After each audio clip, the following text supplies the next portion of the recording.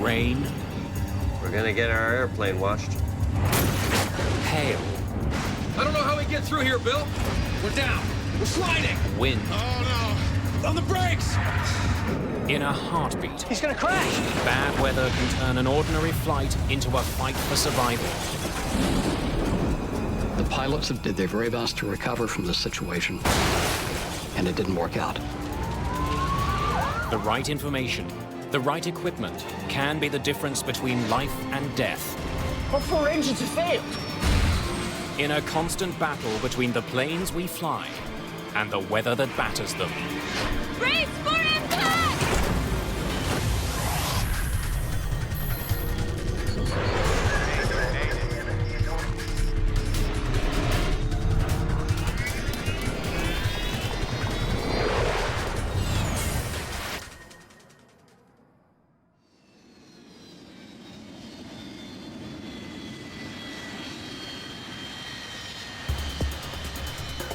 It's early December. A massive winter storm is pounding the eastern United States. Well, this is a pretty interesting weather pattern we have for this time of year. We're getting a mixed bag of precipitation and weather across the eastern United States. For most people, the winter weather is no more than an inconvenience. But for those who fly, the bad weather can be deadly. A Continental Airlines commuter plane with 48 people aboard crashed into a home in suburban Buffalo. No survivors. 1 person on the ground also killed. The plane was en route from Newark to Buffalo. It was raining with some sleet at the time. People are making life and death decisions every day based on the weather. Should I go or should I not go today? And once they're up in the air, how am I going to make a decision in the next 5 minutes that's going to keep myself, my passengers, or my aircraft out of harm's way? On this day, flights from New York to Houston have been delayed and cancelled. Thousands of travelers are affected. That's largely because the people in this room have decided that it is unsafe for pilots to fly in this weather. Our mission here is to provide safety and safe flying. What's happening now, it's an existing condition, so... Looks like some discrete supercells in there. This room is every pilot's first line of defense against getting caught in a storm. It's the federal government's Aviation Weather Center in Kansas City, Missouri. 24 hours a day, 7 days a week, the meteorologists in this room scan the skies across the United States for the kind of weather that can bring down a plane. The storm they're tracking today is just that kind of weather. What we're monitoring is a lot of severe weather in the Carolinas and continuing to get severe thunderstorm warnings and tornado warnings there. The meteorologists have detected thunderstorms moving towards Atlanta, Georgia. They've warned pilots and air traffic controllers of the looming danger. The result is immediate. So you had planes that were on the ground that could not take off. Then you had planes that were arriving that were unable to land. And then you have to factor in that they were going several hundred miles around this line of thunderstorms. The meteorologists will track this storm throughout the day. They know weather can change in an instant. So they're not just tracking storm systems, they're also trying to predict where new storms are going to develop. We've got to keep our eye on every hazard and always be prepared for it to pop up.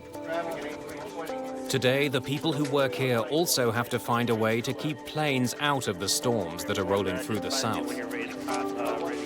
As traffic managers, we need to work with the FAA in routing safe routes for aircraft to go around those thunderstorms because they just can't go through them or over them.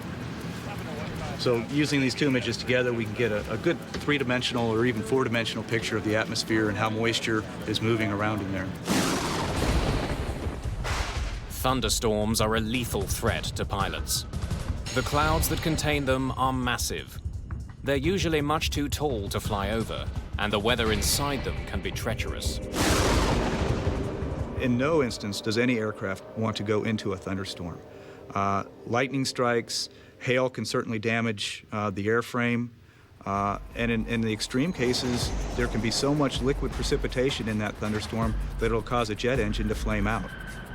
The meteorologists here understand the danger of thunderstorms. And one devastating crash has taught them much of what they know.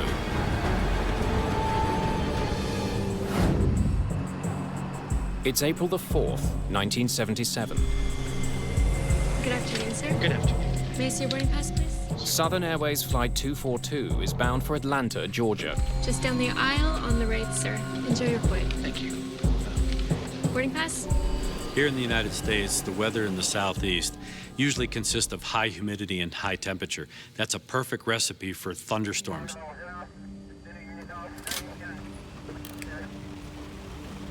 It was raining in Huntsville, and they said, oh, it's going to be some bad weather, don't serve. So we did not serve from Huntsville to Atlanta, which is a very short route, and we were delighted not to be serving.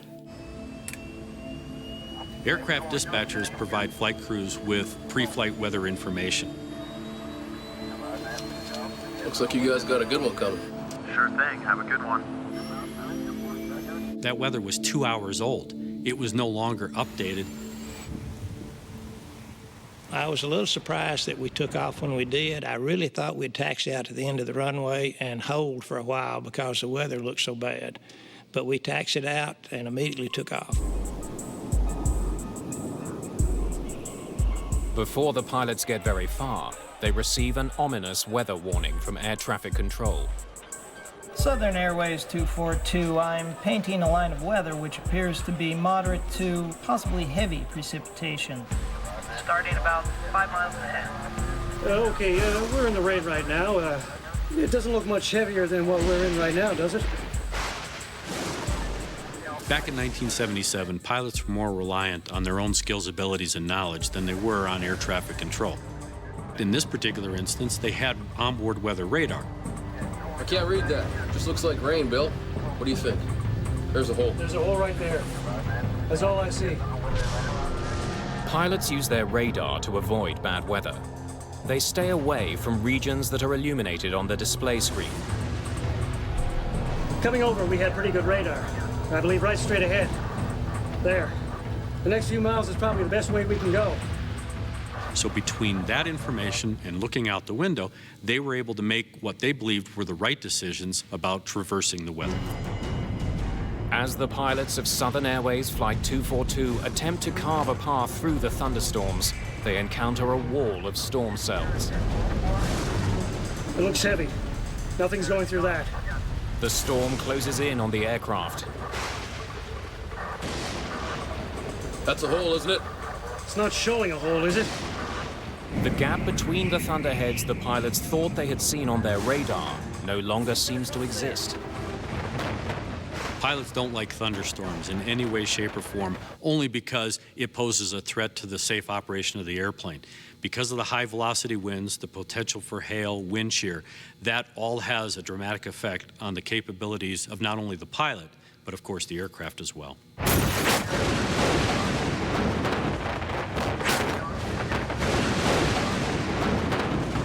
The hail was probably the loudest noise I've ever heard. It sounded like I was in a metal barrel with someone throwing rocks at me. The DC-9 plunges into the storm clouds. Which way do we cross here or go out? I don't know how we get through here, Bill. Enormous hailstones continue to pound the aircraft. You're just gonna have to go out. Yeah, right across that bed. All clear left, approximately right now. The pilots try to escape the storm. They use their radar to guide them through it. I think we can cut across there. But their radar is deceiving them. What they think is a hole is in fact the most intense part of the storm ahead. The pilots of Southern Airways 242 ended up flying into an environment where multiple thunderstorms came together and created a line, or what they call a squall line. That's an area of fast-moving thunderstorms. The weather system is moving very quickly, and that created not only tornadoes, but high-velocity winds and hail. Okay, 242, we just got our windshield busted. We'll try to get it back up to 15. We're at 14. While I was looking out at the front of the left engine, I could see the hail continuing to put more and more dents into the cowling around the engine and into the cone in the center of the engine. And the engine was starting to make sounds like it was quitting. The torrent of hail and water overwhelms the engines of the DC-9. It clogs the critical airflow passages and causes the engines to break apart. Left engine won't spool. Our left engine just cut out. You say you lost an engine and busted a windshield? Yes, sir. My God. The other engine's going too. Got the other engine going too. Southern 242, say again. Stand by.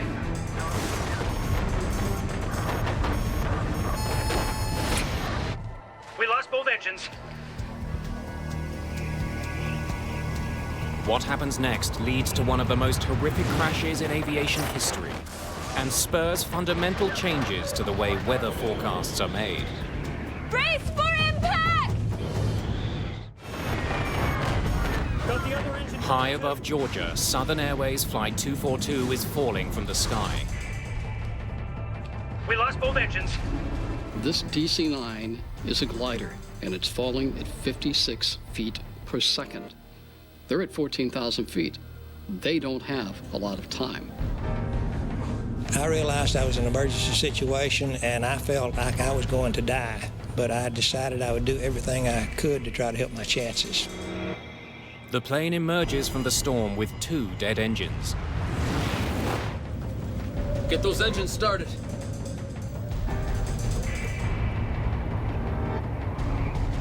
Billy, you have to find me a highway. Let's get the next clear open field. No, Bill. Lyman Keel is a young man who has just come back from the proving ground of Southeast Asia, where he was a naval aviator. He learned the niceties of landing on a rolling, pitching aircraft carrier in the South China Sea in the middle of the night. What he was confronted with right now was even a greater test, the greatest test he had ever confronted in his life as an airman. Flaps. They're down to 50. Unable to restart the engines, Lyman Keel prepares to land his aircraft on Georgia State Highway 92 without power. I'm gonna land right over that guy. There's a car ahead. I got it. I got it now. I got it.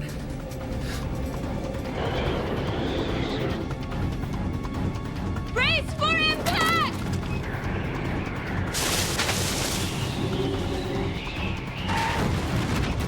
The aircraft touches down on the highway running through the town of New Hope, Georgia.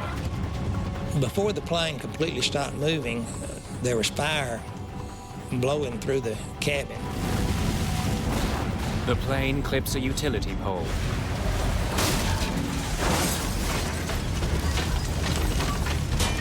And slams into a gas station. Where I found myself after we woke up, sort of indescribable. And I could see a crack of light, and I thought, I'm going through that crack of light, come hell or high water.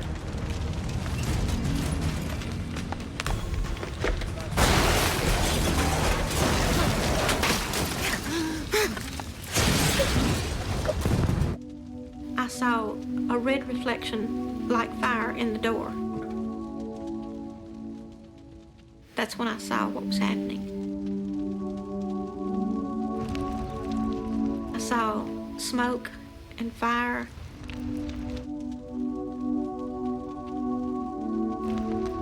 And the people that were coming toward me, they weren't screaming, they weren't yelling, they were quiet. I got back to the kitchen and I was just circled by people. They knew they were in a house, and I guess they felt safe, and they needed somebody to help them. And I'll remember to the day I died, just staring there at the trees burning and pine trees burning and pieces of aircraft. It was so unreal. 22 people survived the crash of Flight 242. 72 people were killed. Southern Flight 242 crashed after the DC-9 jet lost power in both engines. The tragedy involving Flight 242 was avoidable had the crew been provided up-to-date weather information when they were in Huntsville. Had they had an understanding of the area of thunderstorms, how they were starting to come together, and how it was going to affect their route of flight, they probably either would have found an alternate place to go or they would have stayed in Huntsville. The importance of timely weather information makes the Aviation Weather Center critical. After Southern Airways 242 crash in 1977, the NTSB, after their research, came out with two recommendations. One was to improve the resolution of the convective or the thunderstorm forecast information, and the other was to put Weather Service meteorologists in each of the air traffic control centers. And within a year, we did that. At the time of the Southern Airways crash, the Weather Center issued thunderstorm advisories every 4 hours. And in the United States, that's just too long of a window to capture the rapid development that we see in thunderstorms. So what they recommended, and which we have done ever since, is communicate to controllers and to pilots that are en route every hour, and if need be, we can do it in between those hourly observations if conditions are developing fast enough. As a result of the crash, the Weather Center created a new position: a meteorologist who does nothing but monitor the skies above the United States for thunderstorms. On this December day, the meteorologists tracking thunderstorms are very busy. Storms that had battered Atlanta are on the move. And you can see up in here, there's a minimum of aircraft, especially where those heavier storms were over eastern North Carolina. In addition to providing weather reports, the people here perform other crucial tasks. When the weather gets bad enough, they can also shut down huge areas of airspace. They do that by issuing warnings called SIGMETs. It's short for Significant Meteorological Information. It's an advisory to pilots to steer clear of the bad weather. Right now on radar. Once we become aware or are highly confident that there will be some dangerous weather, there's severe turbulence or severe icing, then we will issue what's called the SIGMET. What do I want the pilots to do? I want them to avoid that area. The lightning, it's still pretty recent, so. Today's storms are so severe that the meteorologists at the Aviation Weather Center are declaring areas of airspace out of bounds for aircraft. We issued a large area from Norfolk down through the coastal waters of Georgia for severe thunderstorms. Issuing a SIGMET is simple. The meteorologists highlight the area that planes are to avoid on their computers. The information is passed on to dispatchers, air traffic controllers, and pilots around the country. Planes are diverted immediately. Now, some of those planes going through there may be going around. They may be being helped by air traffic control to actually navigate around those individual thunderstorm cells. No doubt that they're being routed either away from or individually being very carefully tactically moved around those thunderstorm cells. The SIGMET issued by the Aviation Weather Center affects hundreds of flights along the eastern seaboard. Once it's issued, pilots often have to find a way around the danger zone. It's no longer just a suggestion. There are legal consequences to people to adhere to what we've put out. They're just legally not allowed to go into that airspace while that SIGMET's in effect. Declaring a SIGMET has enormous implications. Shutting down a volume of space that's the size of, say, Georgia. So that severely impacts traffic. The FAA and the air traffic controllers now need to decide how they're going to, as a system, move these routes and these aircraft, which can be hundreds of them operating in this space, around this particular hazard over the next 4 to 6 or even longer hours. Planes can fly around the area affected by a SIGMET, but that increases travel time and costs the airlines in extra fuel. The alternative is to keep planes on the ground until the SIGMET is lifted. They may increase safety, but SIGMETs are a headache for airlines and air traffic controllers.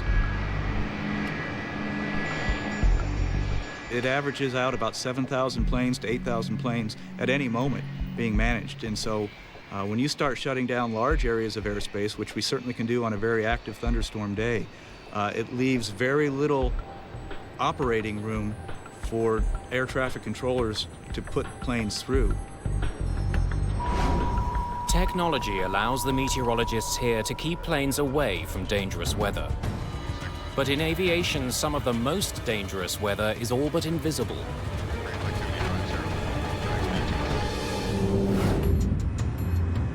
August the 2nd, 1985. 10-degree flaps, please. Delta Airlines Flight 191 is approaching Dallas-Fort Worth International Airport. For takeoff, contact departure when airborne. Texas heat has turned into afternoon storms. Traffic at the airport is beginning to back up as the weather gets worse. We're gonna get our airplane washed. What? We're gonna get our airplane washed. Nothing seemed unusual other than the fact that we were starting to get busy and aircraft were starting to pile up.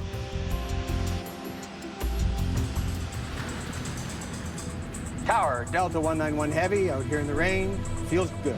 191 Heavy. We're not getting any bad warnings from the weather or from other pilots, which we rely on as they come through it. As the pilots of Delta 191 prepare for landing, the rain begins to fall harder. It seemed like the closer we got into DFW, the worse the weather got. And it was turning into the rain instead of going around it.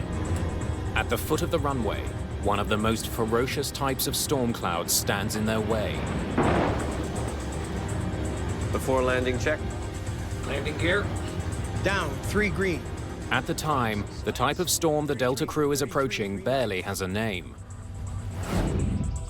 John McCarthy is one of the world's leading experts on these storms.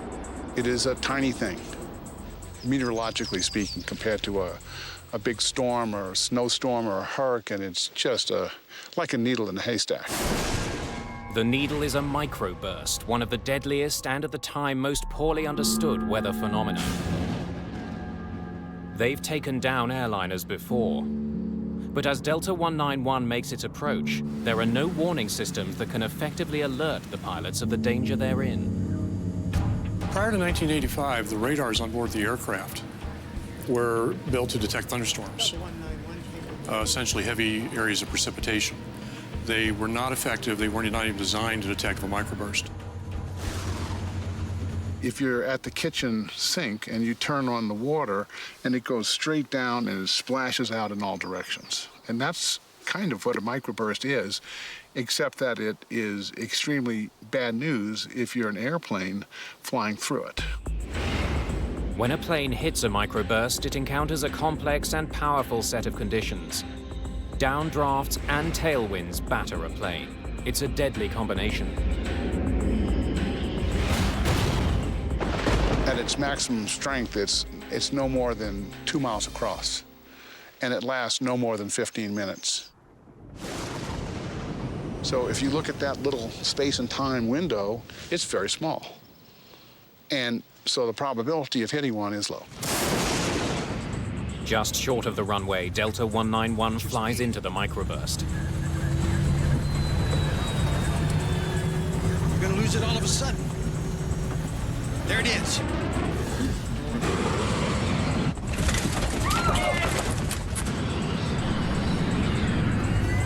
Push it up. Push it way up. Way up. Way up. Way up.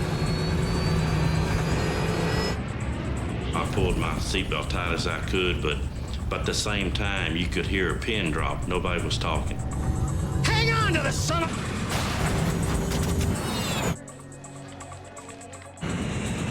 He's gonna crash! Damn it!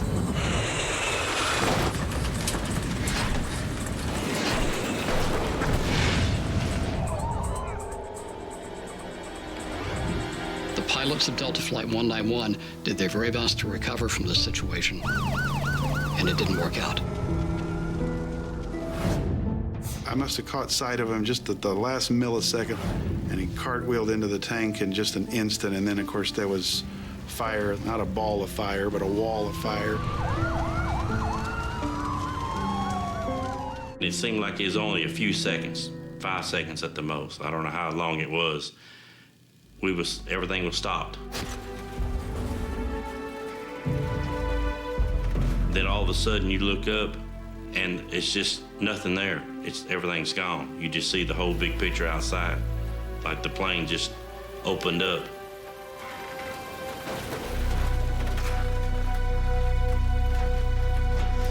people just thrown around on the ground. Some were clothes on, some without clothes on, some were burned. Just 27 people survived the crash of Delta 191. Help! Over here! 137 people are killed. I had seen death before as a medic in Vietnam, but it had never been aimed at civilians, and certainly not on a mass casualty situation, and certainly not this suddenly. It's hard to blame the aircrew.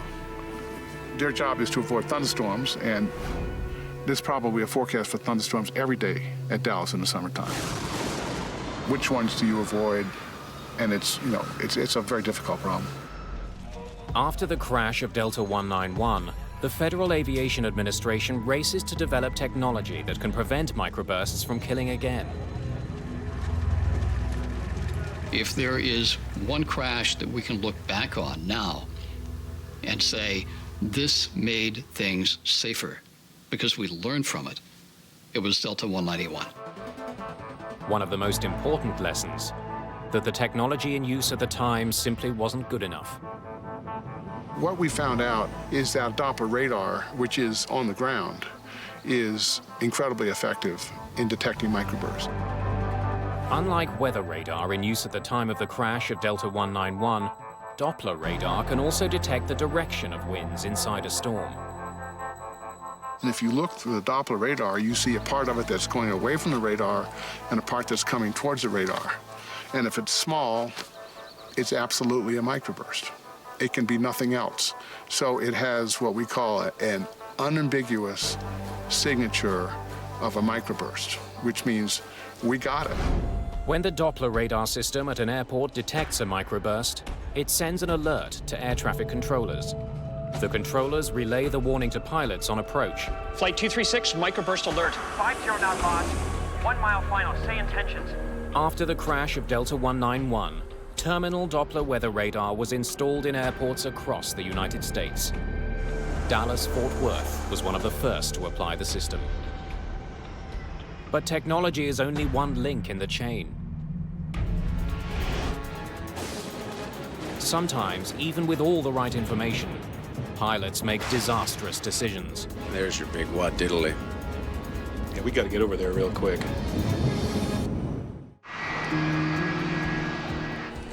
This December day's been a long one for thousands of airline passengers across North America.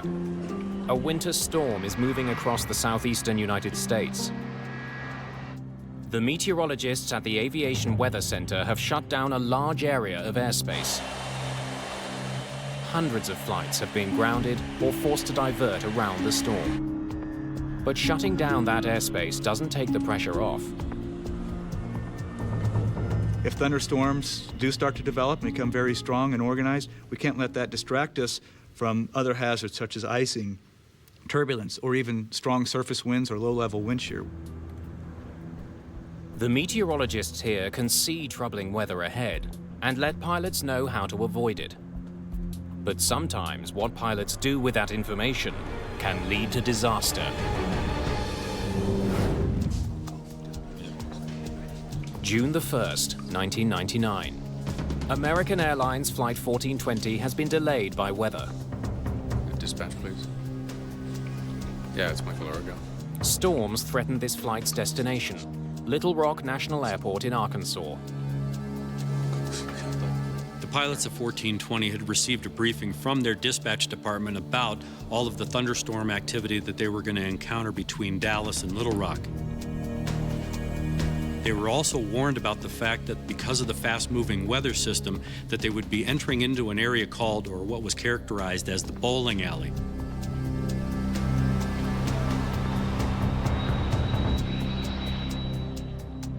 Two hours behind schedule, the pilots decide to make the flight.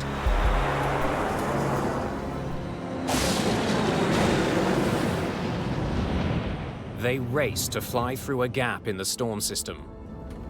Whoa, looks like it's moving this way, though. Yeah. Just some lightning straight ahead. I think we're gonna be okay, though. Right there. Yep, right down the bowling alley. As my friends would say, California cool. Cool. Peachy. Exactly. If they don't make it in time, they will either have to divert to another airport or land in severe weather conditions. They were made aware by dispatchers that they were going to have to get into this alley or this area of clear weather, and they didn't have a lot of time to do it.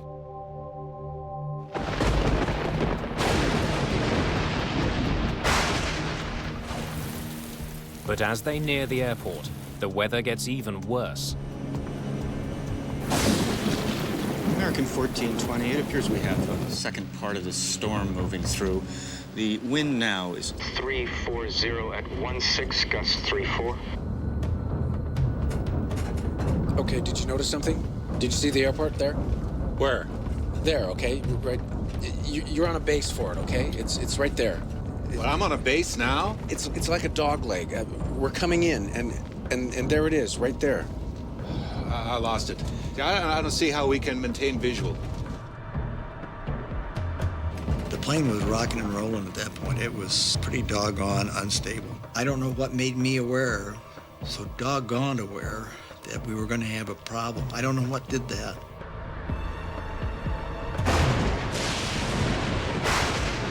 One of the things that we analyzed was a statement by the captain that was recorded on the cockpit voice recorder. See, I hate droning around visual at night and weather without having any clue where we are. It gave us an indication that they didn't have situational awareness. They didn't really understand the gravity of the environment that they were flying into. American 1420, right now we have heavy rain on the airport. I don't have new weather for you, but visibility is less than a mile. And the runway 48 RVR is 3,000. As the pilots of American Airlines Flight 1420 attempt to land, visibility has been reduced even further. The wind's now 350 at 30, gusts 45. Can we land? 030 at 45, American 1420. 3,000 RVR, we can't land on that. No, 3,000 if what you do look we at... need? No, it's 2,400 RVR. Okay, right. Yeah, we're fine. The stress level of a pilot increases, especially in an environment where there's thunderstorms, only because multiple decisions are having to be made in very short periods of time. 15. Landing gear down. And lights, please. The pilots could divert to another airport, but they decide to attempt the landing. Air traffic controllers have detected a dangerous crosswind on the runway. Wind shear alert. Center field wind 350 at 32, gusts 45.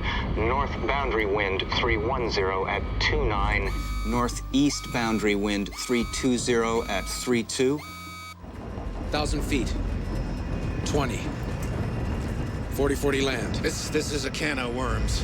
Wind is 330 at 28. I'm gonna stay above it a little. There's a runway off to your right. You got it? No. I got the runway in sight. You're right on course. I got it. Stay where you got it. I got it. Wind 330 at 23. Damn, we're off course. No, I can't see it. Way off. I can't see anything. Got it? Got it! With winds pounding the airport and the runway slick with rain, the pilots make their final approach. 40. 30. 20. 10.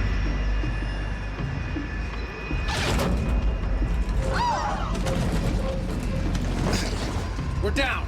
We're sliding. Oh, no. They lose control of the aircraft as they speed down the runway. On the brakes!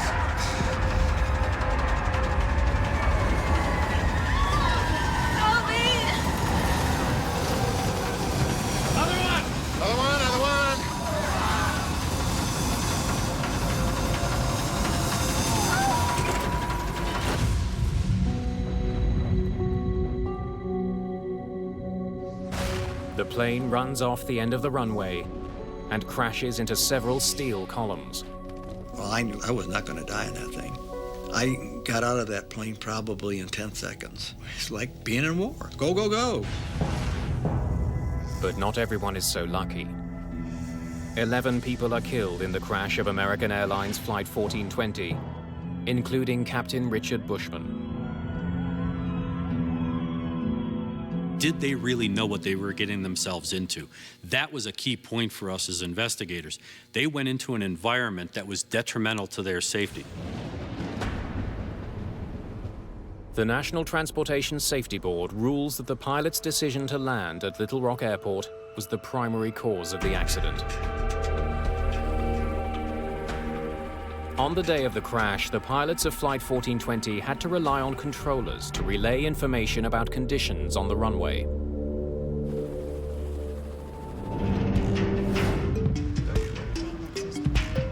At the Aviation Weather Center, meteorologists are trying to get rid of that middleman.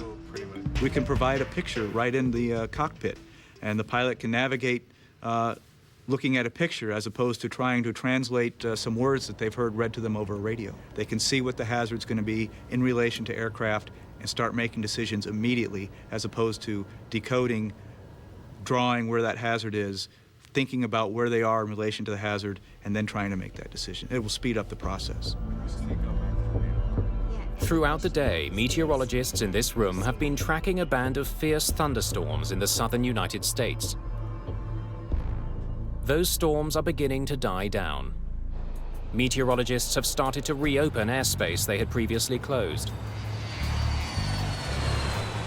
Air traffic is returning to normal. The most active convective weather was over eastern North Carolina and southward. Now there is a lot of lower topped precipitation that doesn't have thunderstorms, and they're more than likely, if they're going up across western North Carolina and central Virginia, they're able to pretty much fly over that weather. The thunderstorms in the southern United States are dying down. But the meteorologists are now keeping a close eye on a very dangerous new development. A volcano south of the United States. Volcanic ash clouds can be a hazard and do a lot of damage to the aircraft and to engines.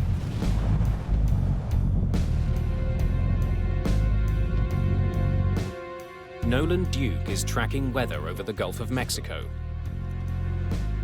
This is Sulphur Hills. This is near Antigua and the Windward Islands, southeast of Puerto Rico, and it blew its stack. Soufriere Hills volcano has been venting ash for the past week. The volcanic ash cloud it's been releasing could prove deadly if pilots were to fly through it. The Aviation Weather Center has issued a SIGMET to keep planes away from the plume. Each one of these frames is an hour. And by sunrise, the volcanic ash cloud is this little milky region right in here. Sometimes it's very difficult to discern between the ash clouds and the meteorological clouds, but a well-trained eye with a lot of experience will see this ash cloud. We have 30,000 people living on platforms, drilling platforms out here at any given time. And they have 650 helicopters that fly every day over the northern Gulf of Mexico, delivering people, materials, and food to keep these drilling operations going. We thought it would end yesterday, and they forecasted it to puff and disappear, but it's still going today. As long as we can see ash plume, we will continue to issue the SIGMET. Unlike ash that you might see in a chimney or after a fire in a forest, this is not soft material at all.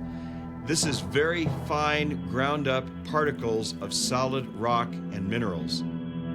But that fine dust has the power to stop a 300-ton airliner.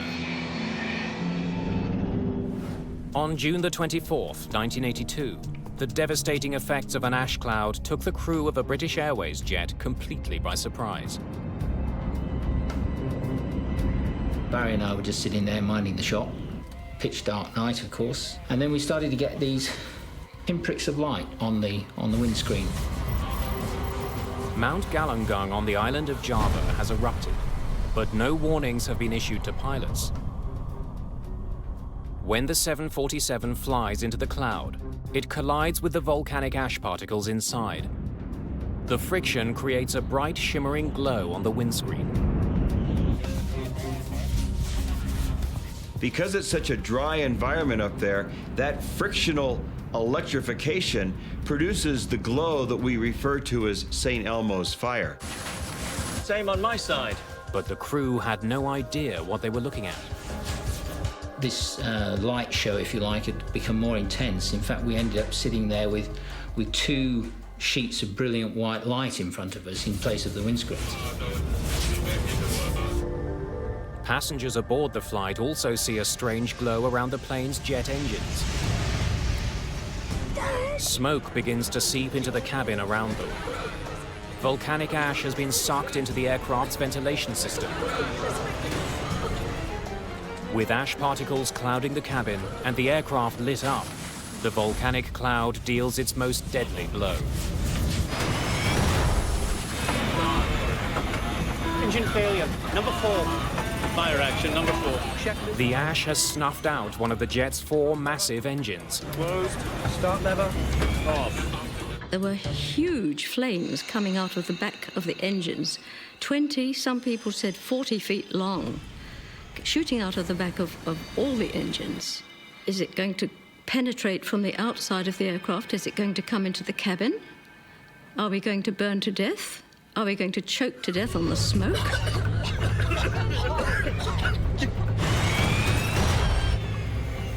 Number 2, engine's gone. All right then, begin the engine shutdown. No, wait! They've all gone. All 4 engines have failed. The other 3 just went out almost immediately, and that's when it begins to be a serious emergency. A minute and a half, we've gone from 4 engines running normally to having none. The 747 is suddenly powerless, and it's quickly falling to the sea. Starting the engines has become the crew's only priority.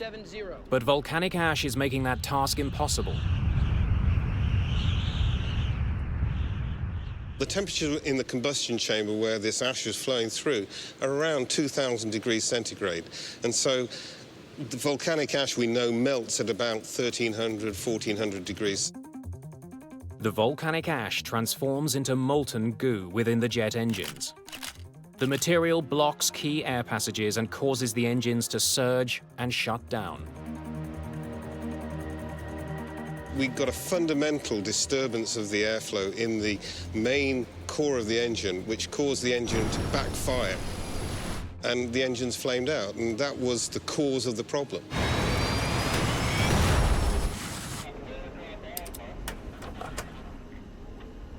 Roger, declare emergency. Mayday, Mayday, Mayday, Speedbird 9. We have lost all 4 engines out of 370. Without the engines, the 747 begins to fall from the sky. At an altitude of 35,000 feet, the pilots have less than half an hour before their aircraft will crash into the Indian Ocean. All right, begin restart drill. Set. Battery.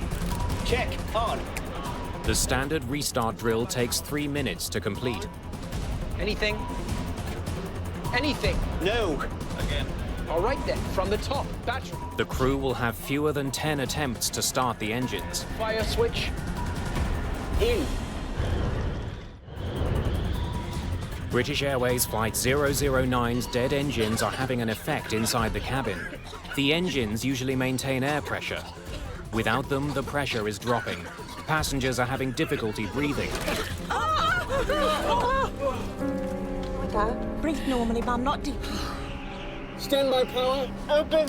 Crossfeed valve, in. Fire switch, closed. We hadn't had any success with the drill at all, despite all the efforts we were putting in, but it was the only thing we had left to cling on to, so that's what we did. From the top again, battery, check, on. Standby ignition on, start lever on. All right, are we getting something? It's not starting. I knew it was so difficult to land aeroplanes on the sea, even when you had everything going for you. And I thought that, well, we haven't got much going for us here. I'd never done it before. Ladies and gentlemen, this is your captain speaking. We have a small problem. All 4 engines have stopped. We're doing our damnedest to get it under control. I trust you are not in too much distress. All right, from the top then. Battery. Check. On. Standby power. On. Start lever. Well, anything? No. All right then, from the top again. Battery. We had very few chances left of starting the engines before having to turn out to sea again, because we wouldn't have been able to clear the mountains on the south coast of Java. Then, with just 12,000 feet separating British Airways Flight 009 from the ocean, Fuel pressure. engine number 4 roars to life.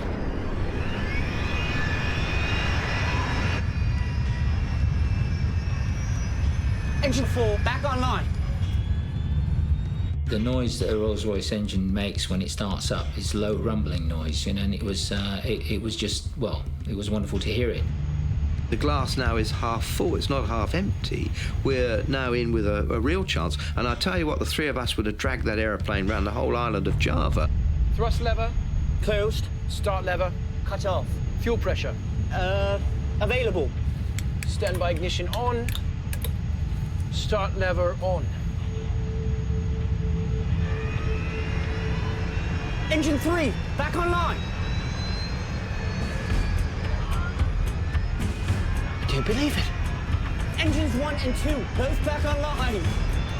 As soon as you came out of the volcanic ash, and the engines were not running, remember, so everything cooled down, it was enough for this stuff to break off and allow the engines to restart.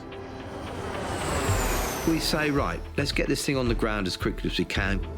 Ladies and gentlemen, this is your captain speaking. We seem to have overcome that problem and have managed to start all the engines.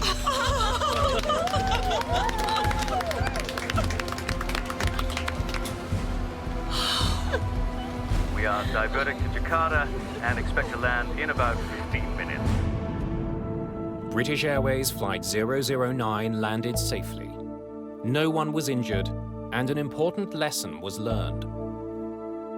We have learned quite a bit, and we've incorporated this learning into pilot training. Pilots now, for example, know what signs to look for. After British Airways Flight 009's emergency landing in Jakarta, communications were improved between the geologists who watch volcanoes on the ground and the pilots who must avoid the ash clouds. During the day, they are plainly visible to pilots. And then at nighttime, they're relying a lot on their onboard radars, and that's not going to detect volcanic ash. Anything on the radar? No.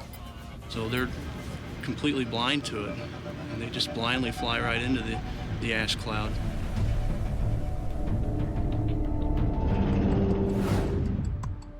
Today, meteorologists were forced to shut down airspace due to violent thunderstorms and volcanic ash. The weather on the east coast is now clearing, and the volcanic plume is starting to thin. We never really seem to get a break where we can sit back and put our feet on the desk and relax. There's always something going, and there's always the next storm coming down the pipeline, and we got to address it. The next storm has begun to appear. Pilots in the Seattle region are calling in with reports of severe turbulence.